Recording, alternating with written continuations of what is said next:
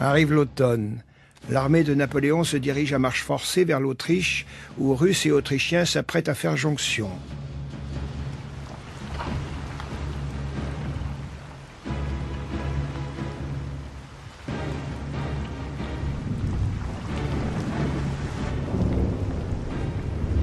Les deux armées coalisées ont une supériorité numérique énorme, près de 2 pour 1.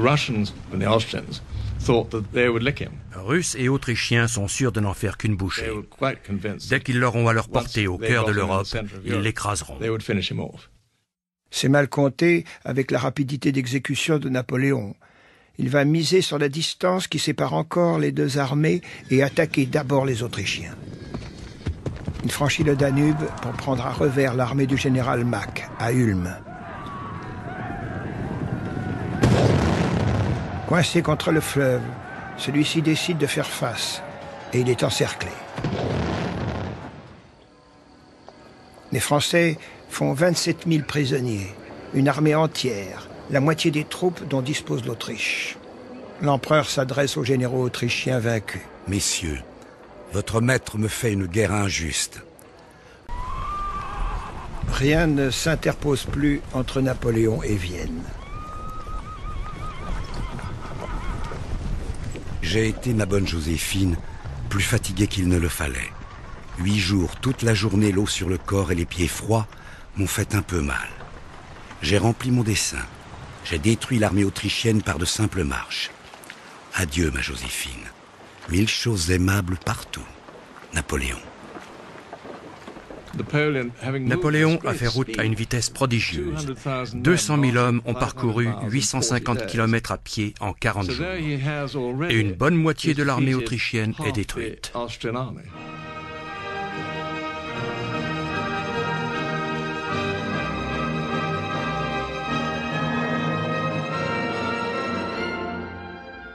Le 14 novembre 1805, Napoléon entre dans Vienne que François II a fui à la hâte.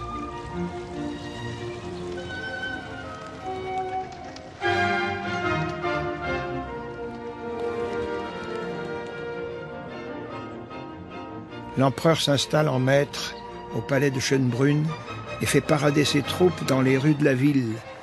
Il est la liberté triomphant de l'autocrate autrichien. Mais le charme est rompu.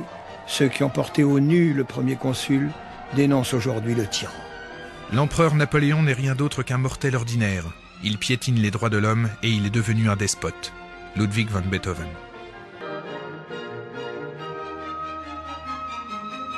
Beethoven se prend à regretter d'avoir dédié à Bonaparte sa 3e symphonie et il efface lui-même de la partition le nom du premier consul.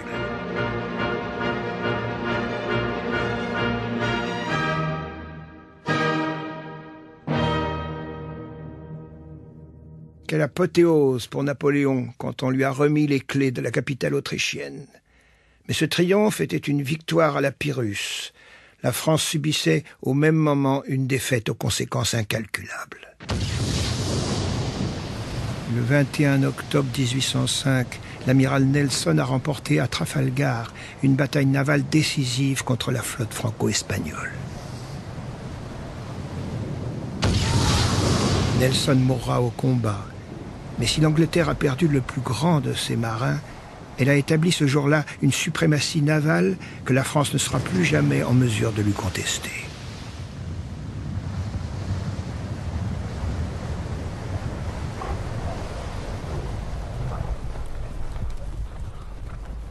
Pour l'heure, Napoléon a d'autres soucis. Malgré sa victoire récente à Ulm, sa position n'est pas des plus favorables. Isolé au cœur de l'Europe, il risque d'être victime de l'audace même dont il a fait preuve.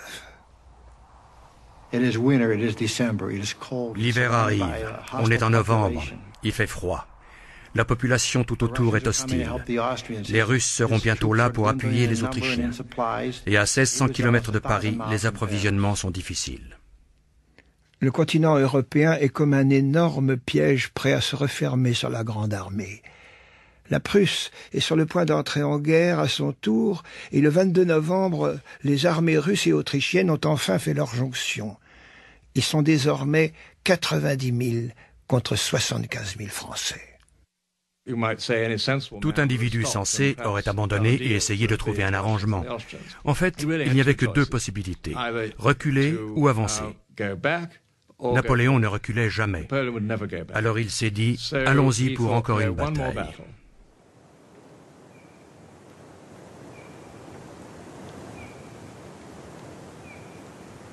Nous sommes dans les derniers jours de novembre. Napoléon, qui a relu le récit des campagnes de Frédéric II, reconnaît le terrain, étudie les cartes et choisit très précisément l'emplacement où il va livrer bataille. Un terrain vallonné près du village d'Austerlitz, avec un plateau entouré de bois et d'une zone marécageuse.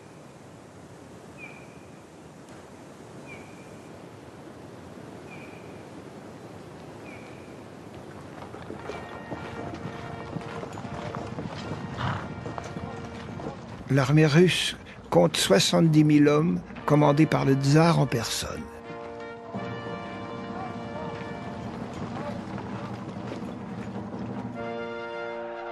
À 28 ans, Alexandre Ier possède toute la fougue de la jeunesse et il rêve de la gloire que lui procurerait une victoire sur l'invincible Napoléon, le dieu de la guerre en personne.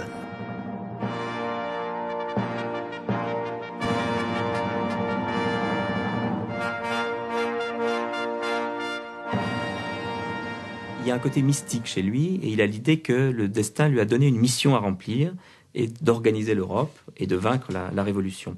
Et ça lui donne une certaine force, mais ça lui donne aussi, ça risque de le pousser à l'imprudence.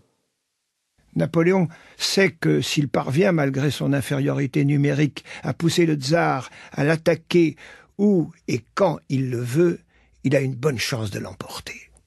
Napoléon sait que les ennemis savent qu'il est en situation difficile.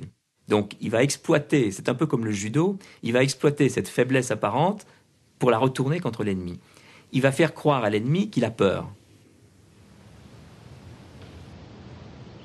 Le champ de bataille choisi par Napoléon est dominé par une hauteur qui s'élève en pente douce, le plateau de Pratzen. Si je voulais contenir l'ennemi, c'est là que je prendrais position. Mais ce ne serait qu'une bataille ordinaire. J'entends obtenir un succès définitif. Napoléon a son état-major. Sa manœuvre sera la suivante. Alors que son centre contrôle le plateau de Pratzen, il va délibérément sacrifier cette position pour inciter les Russes à attaquer là. Donc, en conservant simplement une mince ligne de défense sur son aile droite, il retire ses troupes du plateau et laisse l'adversaire s'en emparer. Les Russes se sont dit, c'est gagné. On tient les hauteurs au sud où les Français sont peu nombreux, on va les attaquer là et bousculer toute leur armée. Napoléon avait bien jaugé son adversaire. Devant son état-major, le tsar se prononce pour une attaque immédiate. Aux côtés du tsar, il y a Koutouzov, un vétéran qui combattait déjà dans l'armée russe sous le règne de Catherine II. Koutouzov a essayé de modérer les ardeurs du tsar. Il sentait le piège. Il n'a peut-être pas exactement compris, mais il a senti. C'était un vieux renard. Mais revenons à la veille de la bataille. Dans la soirée du 1er décembre, après avoir dîné de son plat préféré, pommes de terre frites et oignons, l'empereur passe ses troupes en revue. Il est particulièrement calme et de bonne humeur. Voilà la plus belle soirée de ma vie, dira-t-il avant de rentrer sous sa tente. Les acclamations des soldats ont fusé sur son passage. « Vive l'empereur! Longue vie à l'empereur !» Et les hommes allument des torches qu'ils brandissent pour acclamer leur général. Le camp français tout entier est comme illuminé.